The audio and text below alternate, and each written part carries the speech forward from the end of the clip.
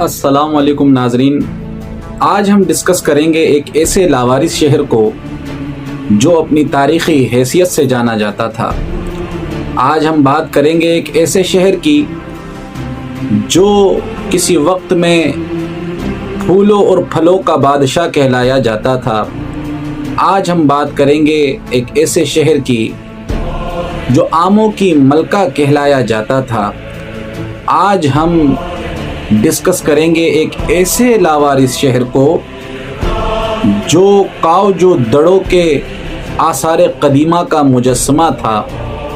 आज हम डिस्कस करेंगे एक ऐसे लावारिस शहर को जो अपने हुस्न और नाज़ो नखरों से जाना जाता था, मगर बदकिस्मती से आज ये शहर एक आलूदगी का ढेर बन चुका है। आज ये शहर कचरे का ढेर बन चुका है। आज ये शहर अपने नाज़ो नखरों से नहीं जाना जाता, बल्कि उबलते हुए गटर के पानी से जाना जाता है।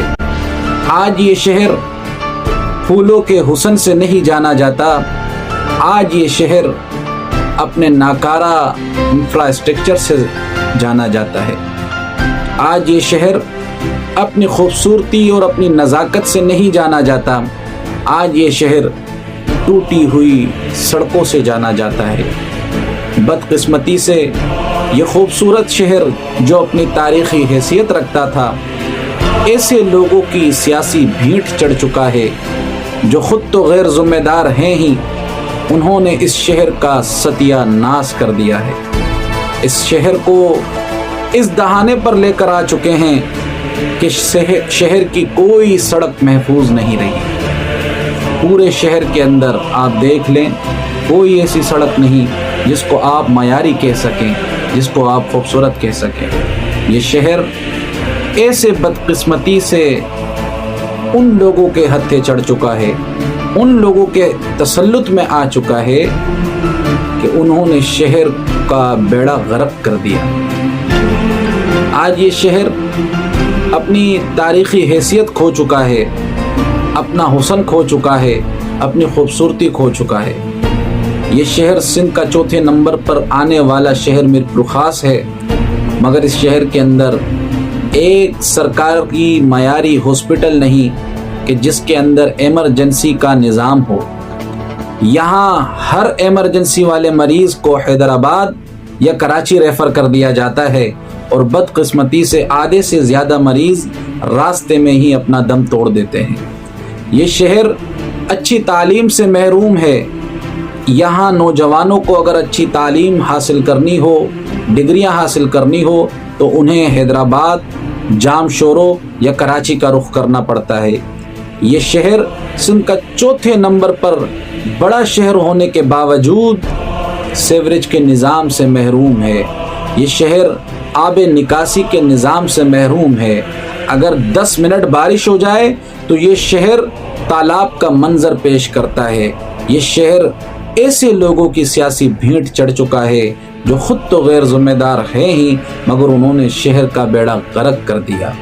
बदकिस्मती से सिर्फ शहर के हुक्मरान ही कसूरवार नहीं हैं, वो आवाम भी कसूरवार है, वो लोग भी कसूरवार हैं जो अपना हक गासिब होते हुए देखते हैं, अपने हक पर डाका डलते हुए देखते हैं, मगर खामोश रहते हैं। वो भी बराबर के मुजरिम हैं। जो अपने शहर की टूटी हुई सड़कों पर खामोश रहते हैं, जो अपने शहर के आलूदा निज़ाम पर खामोश रहते हैं, वो भी बराबर के मुजरिम हैं। आप सवाल करें अपने हुक्मरानों से। आपको पता है इस शहर के अंदर मौजूदा हुकूमत के बड़े बड़े कारिंदे इस शहर से ताल्लुक़ रखते हैं। सैयद जुल्फ़कार अली शाह जैसे लोग मीरपुर ख़ास से ताल्लुक़ रखते हैं, जुनैद बुलंद जैसे लोग मीरपुर ख़ास से ताल्लुक़ रखते हैं, और पीर आफ्ताब शाह जिलानी जैसे लोग मीरपुर ख़ास से ताल्लुक़ रखते हैं, हरी राम जैसे लोग मीरपुर ख़ास से ताल्लुक़ रखते हैं, मीर मुनव्वर टालपुर जैसे लोग मीरपुर ख़ास से ताल्लुक़ रखते हैं। अगर वो चाहें इस शहर की तकदीर को तब्दील कर सकते हैं, मगर बदकिस्मती से ये शहर ऐसे हुक्मरानों की सियासी भीड़ चढ़ चुका है कि जो खुद तो गैर ज़िम्मेदार हैं ही, इस शहर का भी उन्होंने बेड़ा गर्क कर दिया। हमें अफसोस होता है, हमें दुख होता है ہم دوسرے شہروں کے اندر جاتے ہیں، وہاں کی سڑکوں کا نظام دیکھتے ہیں، وہاں کی سڑکوں کی صفائیاں دیکھتے ہیں، وہاں کے روڈ رستے دیکھتے ہیں، ہمیں دکھ ہوتا ہے کہ ہم نے کس شہر کے اندر کن لوگوں کا انتخاب کر دیا، کون لوگ ہیں، کن لوگوں کے ہاتھ میں یہ شہر آ چکا ہے کہ اس شہر کا حلیہ تبدیل کر دیا، اس شہر کو ایسا بنا دیا کہ اگر آپ اپنے گھر سے نکلیں تو اپنے آفس پہنچتے پہنچتے آپ مٹی کا ڈھیر بن جاتے ہیں، آپ کو جگہ جگہ ابلتے ہوئے گٹر نظر آتے ہیں، آپ کو جگہ جگہ کچرے کے ڈھیر نظر آتے ہیں، اور اس کچرے کے ڈھیروں سے اٹھنے والی آلودگی جو لوگوں کو بیمار کر رہی ہے وہ ایک علیحدہ مسئلہ ہے۔ ہم موجودہ حکمرانوں سے یہ گزارش کرتے ہیں کہ ہوش کے ناخن لیں اور میر پرخاص کی تقدیر کو تبدیل کریں، اور میر پرخاص کے انفراسٹرکچر کو بہتر کریں، میر پرخاص کے نظام کو بہتر کریں، خدا کے واسطے۔